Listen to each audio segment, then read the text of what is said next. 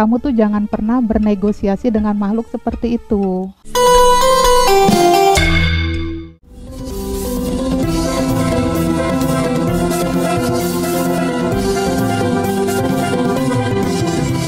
Menggali kembali kearifan lokal, mitologi, sejarah dan budaya di Nusantara.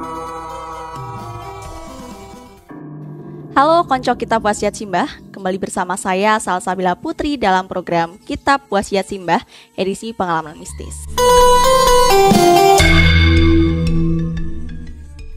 Kali ini seperti biasa Sabil sudah bersama dengan salah satu narasumber yang mana nanti akan menceritakan kepada konco Kitab Wasiat Simbah bagaimana sih pengalaman atau kejadian mistis yang pernah ia alami. Oke, sekarang Sabil sudah bersama dengan salah satu narasumber itu. Di samping Sabil ada Mbak Dian. Halo Mbak Dian. Halo Mbak Sabil. Mbak Dian dari mana nih tadi? Dari Sewon, Bantul. Oh, dari Sewon, Bantul. Ini udah siap Mbak buat nyeritain pengalamannya ke konco Kitab Wasiat Simbah? Insya Allah siap. Oke Mbak Dian, begitu saja kita bisa mulai bercerita dan mendengarkan bagaimana sih pengalaman mistis yang dialami Mbak Dian. Oke, langsung aja Mbak. Ini nanti Mbak Dian akan menceritakan seputar apa Mbak? Pengalaman saya ketika menjenguk anak murid saya di rumah sakit. Waktu itu di daerah. Oke, berarti ini luar dari daerah Bantul, Yogyakarta ya Mbak ya? Di luar. Oke, baik. Mbak Dian bisa mulai untuk bercerita kepada konco Kitab Wasiat Simbah.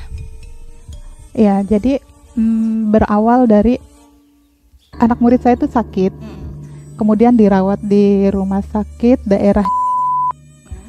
Nah, ketika saya mau menjenguk, awalnya sih nggak ada apa-apa ya, perjalanan biasa lancar. Nah, tapi ketika memasuki rumah sakit, waktu pas di anak tangga, itu saya melihat kayak sesosok perempuan dengan muka penuh darah, terseok-seok di tangga. Terus dia bilang, "Mbak, tolong." Sambil tangannya itu mencoba untuk meraih kaki. Oke. Nah, kemudian saya berusaha untuk biarinlah, nggak peduli gitu. Saya tetap berjalan. Nah, waktu saya masuk ke ruangan anak murid saya, di ujung tempat tidurnya si anak murid saya itu kan kebetulan laki-laki ya. Itu ada sesosok kayak makhluk itu tinggi, besar, dan hitam. Itu banyak bulunya yang saya nggak tahu itu apa. Sebentar Mbak Dian tuh udah menyadari kalau sesosok itu tadi itu sebenarnya makhluk tak kasat mata. Ya, dari awal saya naik tangga itu saya udah tahu. Aduh, ini nggak enak banget, aku bilang gitu ya. Ketika masuk ke ruangan yang tadi yang saya lihat sosok yang gelap itu, kayak matanya menyala kayak, aduh, kok ini kayaknya galak banget ngeliatin saya gitu kan. Nah, kemudian saya keluar dan di situ saya pingsan. Saya sempat pingsan karena saya takut kan. Iya Mbak, biasanya kayak ngerasa shock gitu ya Mbak ya. Jadi seharusnya saya menjenguk orang sakit. Malah saya yang di posisi, aduh, malah jadi saya nggak enak kan. Saya pingsan, saya dibawa keluar. Saya dibawa keluar. Nah, setelah perjalanan pulang, awalnya nggak ada perasaan apa gitu. Ternyata si yang perempuan yang terseok-seok itu tuh minta tolong sama saya. Ya, minta tolong, Mbak, tolong saya, katanya. Oh, berarti ini beda kasus lagi dengan yang mata merah tadi. Oh, beda ya Mbak ya? Beda. Karena ternyata yang datang kepada saya tuh justru yang perempuan itu. Yang saya temuin di tangga ketika saya mau masuk ke ruangan anak murid saya yang sakit, ke ruang jenguk itu. Nah, dia bilang, "Mbak, tolong saya." Tolong apa? Saya tuh cuma manusia biasa, saya nggak bisa bantu apa-apa. Tolong bacain surat Yasin buat saya, katanya. Kenapa? Saya tanya kan begitu. Mbak, saya soalnya meninggalnya nggak wajar, kata dia. Kok bisa, kata saya. Mbak, tolong, saya meninggal ini karena saya diperkosa. Ya, saya diperkosa. Setelah saya diperkosa, saya dibunuh, Mbak. Kemudian mayat saya dibuang. Setelah mayat saya dibuang, keluarga saya nggak ada yang tahu keberadaan saya tuh di mana. Katanya seperti itu. Saya ingin tenang. Tolong bacain saya Yasin. Ya udah, saya bacain kamu 1 kali, aku bilang gitu. Nggak mau, saya mau 40 hari. Jadi terjadilah intinya apa ya? Tawar-menawar lah antara makhluk seperti berarti itu. ada negosiasi gitu Negosiasi ya, Mbak, ya? dulu. Nah, terus saya bilang, nggak bisa. Kalau 40 hari saya nggak bisa. Aku bilang saya nggak sanggup. Mbak tolong. Jadi saya terus diteror aja. Dia minta tolong terus. Ya udah 3 hari, nggak bisa Mbak, tolong 40 hari. Dia tetap kekeh di 40 hari. Dia minta 40 hari. Aduh, ini gimana? Saya tambahin lagi 7 hari, dia tetap kekeh 40 hari. Akhirnya saya datang ke om saya, karena kebetulan om saya juga agak bisa ya untuk hal seperti itu. Oh, berarti kayak mencari bantuan juga, ini seperti apa enaknya? Ya, gitu, ini saya harus gimana ini, saya gitu. Malah om saya malah bilang, kamu tuh jangan pernah bernegosiasi dengan makhluk seperti itu. Karena dia nggak akan, kalau misalnya dia minta 40 hari ya 40 hari. Nggak akan dia mau bernego jadi 1 hari, 3 hari, bahkan seminggu kamu bilang. Tapi kan namanya perempuan, saya ada harus head gitu kan. Oh iya, kayak sama-sama punya perasaan gitu, Mbak. Nah terus ya sekarang kamu udah bernegosiasi sama dia, ya sudah, kamu jalani. Ya akhirnya mau nggak mau, jadi saya setiap yasinan, masa setiap hari itu, jadi saya jadi yasinan gitu kan selama 40 hari itu. Karena saya nggak tahu namanya, ya saya sebut aja namanya Siti. Saya nggak tahu itu namanya siapa. Oh, berarti dalam masa pertemuan dengan sosok gaib tadi, Mbak, itu berarti kayak nggak ada mbaknya itu memperkenalkan diri dulu, itu tidak? Nggak ada. Oke. Jadi selama 40 hari itu saya yasinan.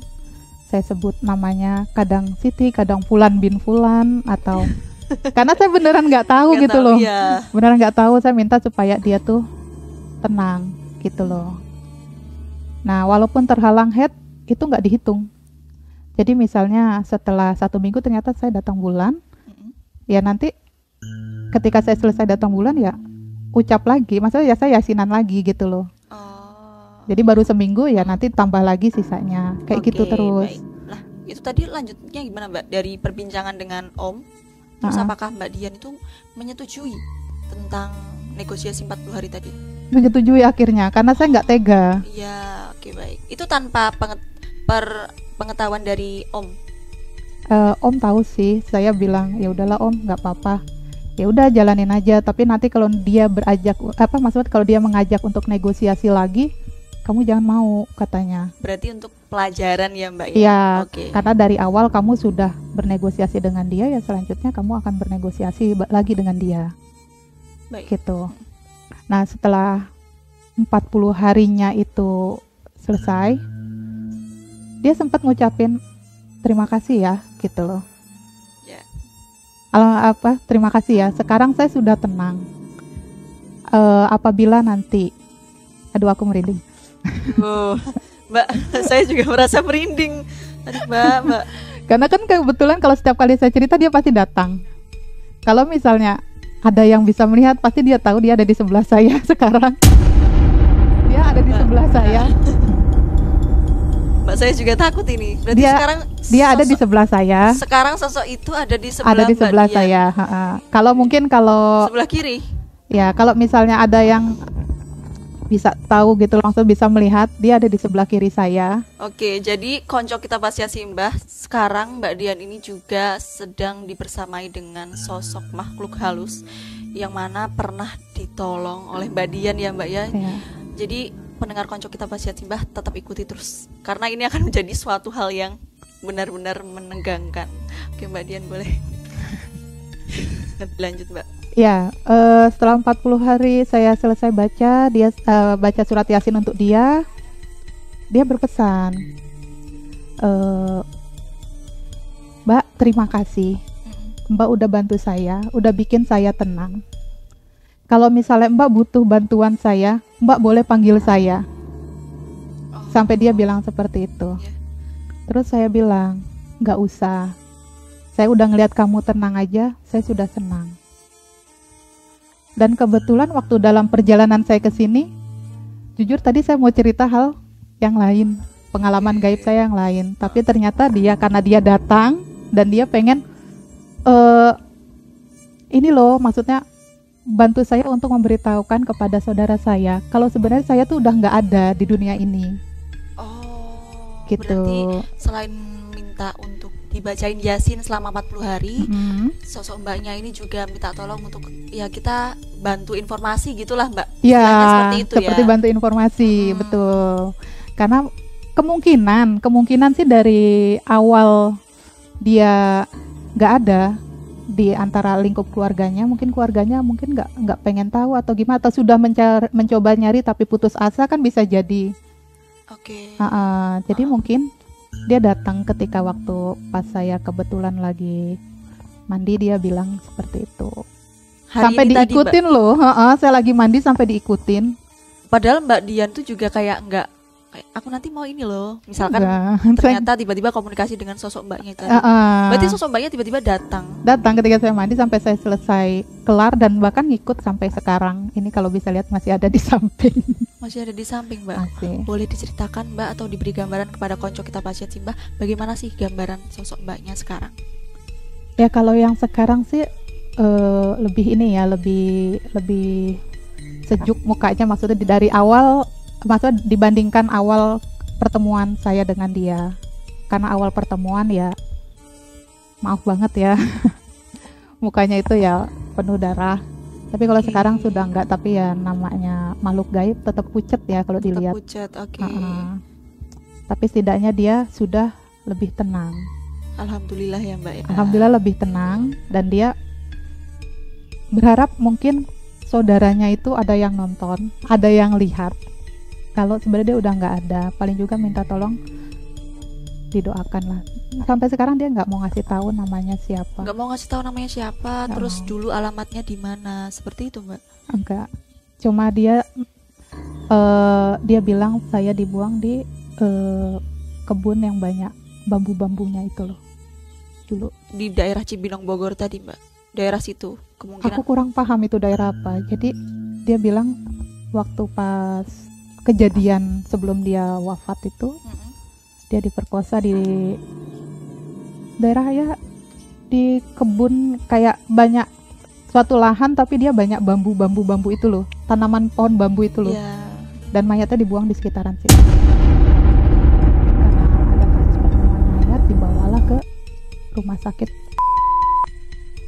Tapi bukan rumah sakit, karena maksudnya di daerah Cibinongnya, di salah satu daerah Cibinong. Oke. Jadi saya nggak mau nyebutin nama rumah sakitnya apa. Ya baik. Nah itu kira-kira dari rumah sakit itu tadi ya mbak, rumah sakit itu tadi tidak menginformasikan apa seperti apa, atau mungkin mbak Dian berkomunikasi apa gitu mbak untuk kayak menggait informasi, atau mungkin mbak Dian sebatas oh yaudah saya sudah membantu sampai 40 hari membacakan Yasin gitu, apa gimana? Kebetulan saya nggak cari tahu mbak. Jadi saya nggak cari tahu kepada pihak rumah sakitnya mengenai si mayat tersebut. Karena apa, kan kadang orang itu ada yang percaya tentang hal gaib, ada yang enggak. Betul. Gitu. Nanti kalau saya ceritakan dianya nggak percaya, malah jadi halusinasi, takutnya kayak gitu. Oke. Mungkin Mbak Dian mau mencoba berkomunikasi dengan sosok mbak itu tadi mbak sekarang, apakah bisa? Sebenarnya sih bisa sih, tapi dianya mungkin nggak mau terlalu. Tapi kalau yang aku lihat emang dianya nggak mau terlalu banyak diekspos sih. Oke, berarti hanya ingin menyampaikan kalau keberadaannya sudah tidak ada, memang yang pengen itu aja sih. Oke. Nah jadi begitu konco kita Pasiat Simbah, bagaimana sih pengalaman mistis yang pernah dialami oleh Mbak Dian bersama sosok Mbak tadi ya, dalam tanda kutip. Dan saat ini juga sosok tersebut masih ada di samping Mbak Dian. Masih ada. Oke, nah begitu konco kita Basiat Simbah. Tapi sebelumnya dari saya pribadi tuh penasaran Mbak. Tadi ketika menjenguk murid, kemudian Mbak Dian malah pingsan. Nah setelah itu Mbak Dian apakah jadi untuk menjenguk muridnya, terus di dalam itu kan ada sosok merah tadi, itu bagaimana Mbak? Kalau makhluk gaib yang di dalam ruangan si pasien itu, kata ibunya sih itu adalah makhluk kiriman, dikirim. Berarti itu makhluk kirimannya itu tadi ya Mbak ya, sosok yang bermata merah, berbulu lebat. Ya, sosok hitam, matanya merah itu, jadi kayak gundurwo gitu sih. Oh, ibaratkan kalau kayak gendruwo gitu ya Mbak. Oke. Ya itu katanya sih memang kayak dengar bisik-bisik itu, jadi dia tuh kayak ada yang sakit hati sama keluarganya, jadi mau dibabat habis semua keturunan dia yang laki-laki. Dan itu pasiennya laki-laki, dan itu adalah keturunan terakhirnya laki-laki. Karena yang perempuan-perempuan aman, yang perempuan-perempuan alhamdulillah masih ada, anaknya dia perempuan. Jadi yang laki-laki yang sudah nggak ada semua. Termasuk yang di rumah sakit itu? Anak murid saya akhirnya meninggal. Akhirnya meninggal. Aduh. Lalu setelah itu apakah Mbak Dian juga pernah diajak berkomunikasi dari sosok gendruwo itu tadi? Enggak, karena dia marah. Ketika saya datang dia sudah menunjukkan kalau dia tuh marah gitu loh. Dia nggak suka kalau saya datang. Maka saya baru masuk, belum mendekati si pasien, saya keluar lagi, dan disitulah saya nggak kuat, saya pingsan. Makanya saya akhirnya dibawa ke bawah untuk supaya nggak naik lagi ke atas. Oh, berarti setelah itu nggak naik lagi, nggak kayak ada lagi. Aku masih pengen jenguk kayak gitu. Pokoknya sudah berhenti di situ saja. Karena dia marah sih itunya. Oh, berarti berakhir dengan meninggal dunia tadi ya Mbak? Ya, berakhirnya dia meninggal dunia. Oke, jadi begitu konco kita Basiat Simbah, bagaimana sih pengalaman Mbak Dian selain dimintai tolong oleh sosok Mbak yang ada di tangga tadi ya Mbak ya? Iya. Terus kemudian Mbak Dian juga berniat untuk menjenguk salah satu muridnya, yang mana ternyata di dalam ruangan itu ada sosok gendruwo yang sedang marah. Dan ternyata sosok gendruwo itu sudah memang kayak dikirim dari entah tidak tahu siapa ya Mbak ya. Tahu siapa itu hanya. Apakah bisa dikatakan tumbal gitu Mbak? Berarti ya mungkin ya ditumbal kali ya, karena kan kalau orang udah sakit hati apapun bisa dilakukan sih sebenarnya. Ya. Dan bisa dibilang tumbal konco kita Basiat Simbah, dan akhirnya murid laki-laki dari Mbak Dian itu tadi meninggal dunia.